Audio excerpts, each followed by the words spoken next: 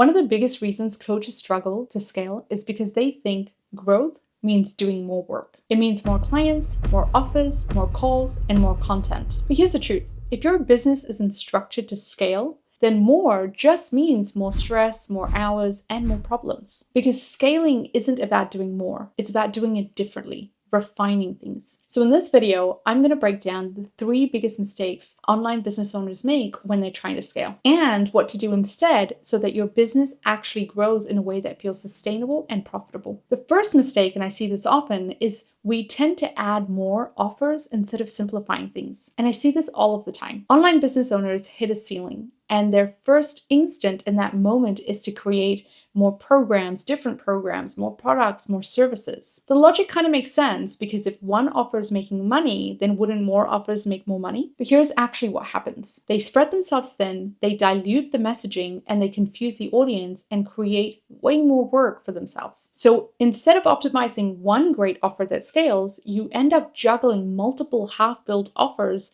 that never really gain momentum. So what's the fix? Well, the fix is to simplify. The highest performing online business owners aren't doing 15 things at once. They're focusing on one main offer, optimizing the hell out of it, and making sure that it delivers predictable, repeatable results. So if you're trying to scale, don't add things to your plate, refine what's already there. The second mistake I see online business owners make is that they try and scale before they fix their delivery. Now, this is a big one because if your business can't handle 10 clients smoothly, then what do you think is going to happen when you start adding 50 clients? More clients won't fix a broken process. It's just going to expose it. So this is why it's really important before you focus on, getting more sales, you need to make sure that your business is actually built to sustain the growth. So what does this mean? Well, you want to make sure that your onboarding is dialed in, that your client communication is streamlined, that your delivery process is clear and efficient. Because when you get this right, scaling will no longer feel like chaos. It actually feels like you're gaining the momentum that you want. The third mistake, and this is an important one,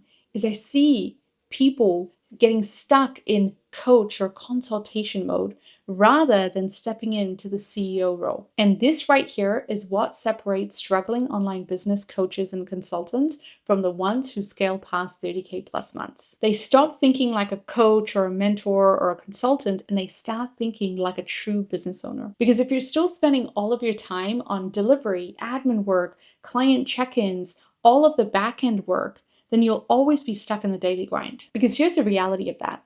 If your business only works when you're fully involved, you don't have a business. You have a job that you've built for yourself. So what's the fix? You got to shift your mindset into the CEO role. You want to systemize your business. You want to hire support to do all the back-end things. You want to focus on growth, not just delivery. Because when you can start operating like a CEO instead of just a service provider, that's when you're going to really unlock the scalability. So I want to do a quick recap. If you want to scale without burning out, then think about these 3 things. Don't add more offers, just simplify and refine your one main thing first. Fix your back-end delivery before trying to scale. Stop operating like a service provider and step into the role of a CEO. Scaling isn't about doing more constantly. It's about doing things differently and refining what's already working. So I want you to tell me, out of the 3 mistakes, which one are you working on right now? Drop it in the comments and let's talk about it. And if this was helpful, hit that like button, subscribe for more, and I'll see you in the next one.